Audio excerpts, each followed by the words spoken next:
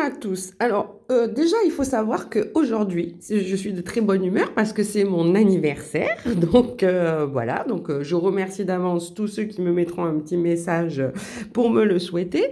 Et du coup, comme c'est mon anniversaire, aujourd'hui, j'avais envie un petit peu de faire quelque chose que je fais pas d'habitude, qui est de travailler. Et puis, c'est mon anniversaire, je fais ce que je veux, qui est de travailler avec les vies antérieures. Alors, je vous l'ai jamais fait parce que bien entendu, les gens aiment beaucoup plus s'adapter à des tirages voilà, qui ne sont pas dans les vies antérieures. Mais moi, je trouve qu'ils apportent énormément de choses, ces tirages.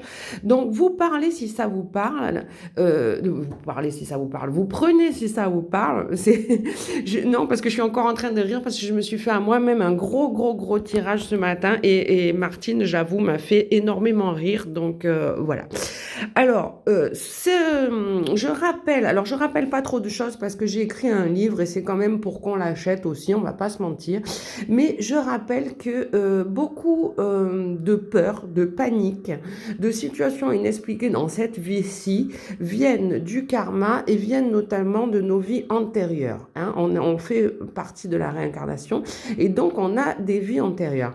Donc, j'ai fait un tirage aujourd'hui et donc vous le prenez évidemment si ça vous parle. On va commencer par celui-ci, par cette carte-ci, donc qui est une carte où il est écrit les communautés religieuses spécifiques. Alors je me disais, est-ce que je vais en parler moi-même ou est-ce que je vais tout simplement lire le livre?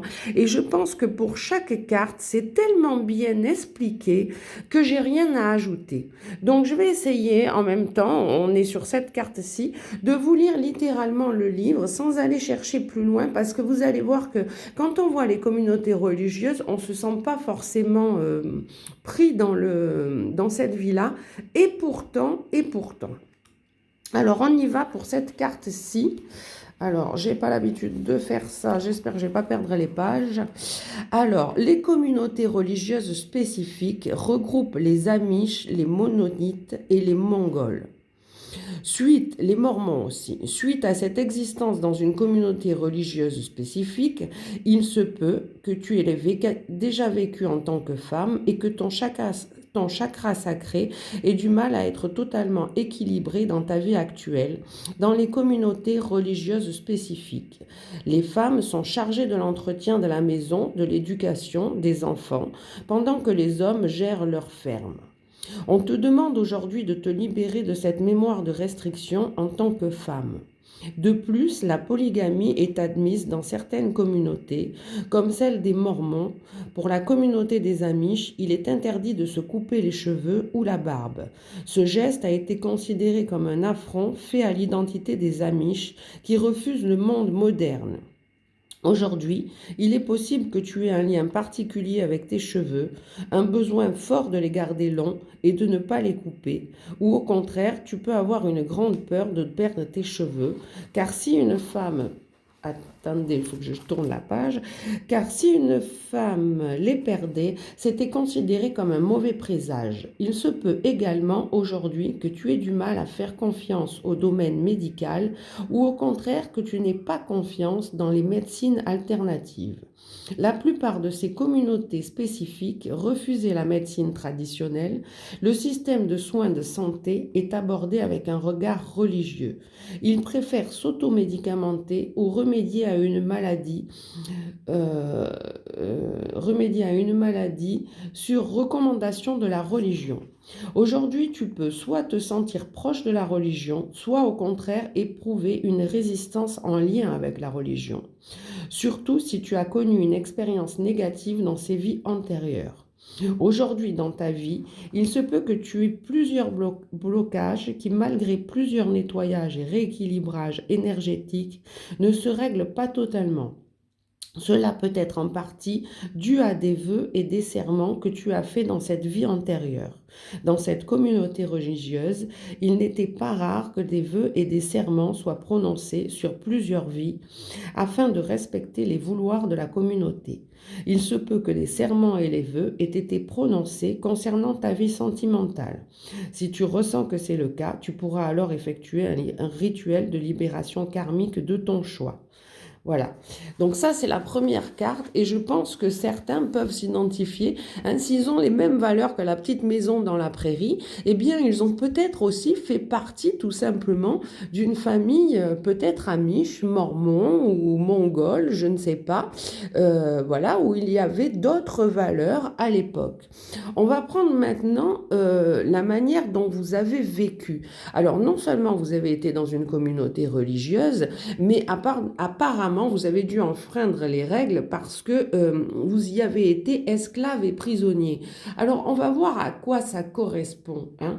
Ou alors, on a pu se sentir prisonnier aussi de cette vie-là. Hein. Donc, on a cet état-là et on va voir, je vais vous lire là aussi à quoi ça correspond. Alors, attendez, parce que j'ai peut-être mal mis ma petite carte. Oui, c'était le cas. Alors, si tu as cette carte, il est probable que tu aies vécu en tant qu'esclave ou prisonnier pendant une partie de ta vie antérieure. Aujourd'hui, tu peux ressentir au fond de toi une colère au niveau de ton chakra, de ton plexus solaire et un grand besoin de liberté dans ta vie actuelle.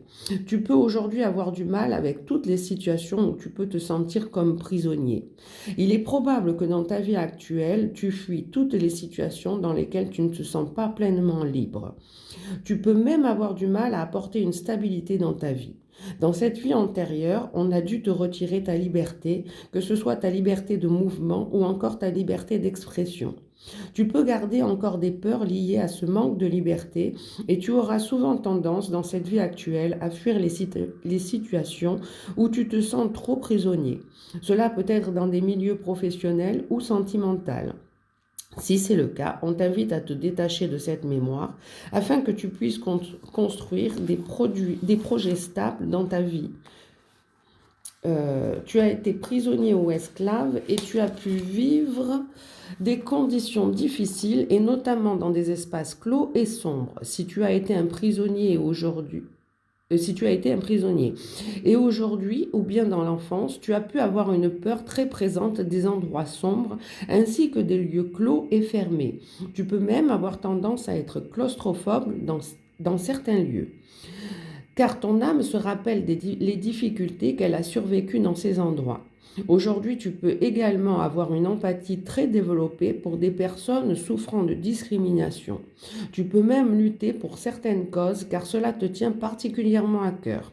Tu as un sens très développé de la justice et aujourd'hui, ton âme dans cette incarnation a besoin d'apporter plus de justice dans ce monde.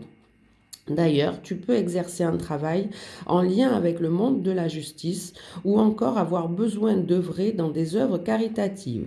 Aujourd'hui, ton défi en cette vie-là, est de détacher de la blessure d'injustice, de la peur et de l'enfermement. Ton défi est de renouer avec ce besoin fort de liberté, en même temps de pouvoir apporter plus de stabilité dans ta vie, en effectuant le rituel de la mue chamanique pour travailler la blessure d'enfermement. Il t'invite à prendre le temps de réfléchir à ses ressentis par rapport à cette vie intérieure. Alors, les vies antérieures, elles sont quand même assez profondes, hein, vous le voyez, parce que ça touche finalement des sujets auxquels vous n'aviez pas pensé. Hein. Alors, on va continuer avec la blessure de rejet, hein, qui n'est pas non plus des moindres. Hein. Beaucoup de personnes l'ont, cette blessure de rejet. Du coup, ça va nous faire une piqûre de rappel à tous. Hein. Donc, je vais essayer de revenir sur la blessure de rejet sans lâcher le livre, ce qui n'est pas toujours évident pour moi. Je ne fais pas ça d'habitude et je ne suis pas à mon aise, on va dire. Alors, si tu as tiré cette carte, il est probable que dans cette vie antérieure, tu aies vécu une expérience en lien avec le rejet, que ce soit amitié ou niveau familial ou encore un amour non partagé. Aujourd'hui, cette blessure de rejet peut t'affecter. Tu peux avoir du mal à faire confiance dans les intentions d'autrui, que ce soit au niveau amical, mais aussi dans le domaine sentimental. Tu peux avoir tendance à fuir lorsque tu te sens trop attaché à l'autre. Car au fond de toi, tu vas chercher à éviter de souffrir en fuyant les situations qui sont inconfortables et qui pourraient causer un rejet. Tu peux même parfois t'interdire d'être toi-même afin de ne pas t'attacher à l'autre et de ne pas être rejeté. Tu préféreras rester à l'écart des autres au cas où une situation pourrait réouvrir cette blessure. Aujourd'hui, ton chakra du cœur est déséquilibré en lien avec cette blessure de rejet. Tu peux aujourd'hui avoir du mal à te donner de l'amour à toi-même, mais aussi aux autres. Tu es invité à équilibrer ton chakra du cœur avec des méditations et affirmations.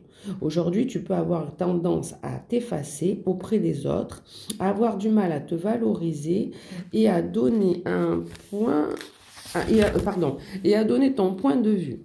Tu auras également tendance à rechercher la solitude, à peu t'ouvrir aux autres, et cela peut devenir pesant pour ton âme et pour ton incarnation actuelle. Tu peux aussi rechercher la perfection dans tes actions, ce qui t'amène une pression constante et qui te met toi-même dans un moyen pour toi d'être le moins possible confronté au jugement négatif des autres. Aujourd'hui, un de tes objectifs est de comprendre, de guérir cette blessure de rejet afin de vivre pleinement heureux dans ton incarnation actuelle et pouvoir enfin être toi-même et ne plus fuir. Il est essentiel pour toi d'arriver à pardonner toi-même et les autres et d'accepter les émotions avec le cœur. Je t'invite à prendre le temps de réfléchir à cette blessure et à ses ressentis. Je rappelle qu'en tant qu'énergéticienne, on peut tout soigner à partir aussi de vie antérieure. C'est pour ça que je voulais revenir là-dessus. C'est pour ça qu'il est très important de comprendre. On peut avoir une crise en voyant un frigo vide, par exemple, parce qu'on a la peur de manquer, parce qu'on a connu la guerre. On peut avoir peur des endroits sombres, on peut avoir peur d'être enfermé à cause, voilà, comme on l'a dit, du fait d'avoir été enfermé soi-même. On peut avoir des liens avec les cheveux ou avec de la polygamie ou avec des choses comme ça par rapport à des incarnations comme on l'a vu aussi ici. Donc en tant qu'énergéticienne, moi je vais évidemment regarder où les émotions sont cristallisées, elles le sont dans la colonne, mais à quel niveau, hein, et on peut arriver à tomber aussi ces ancrages-là, et en plus, en travaillant avec les guides, on va savoir exactement dans quelle vie on a été. Je rappelle aussi qu'on a un nombre incalculable de vies, donc... Enfin, je le rappelle, lisez le livre, c'est plus simple, hein, achetez-le aussi par la même occasion, et vous comprendrez aussi le principe des vies antérieures. Voilà.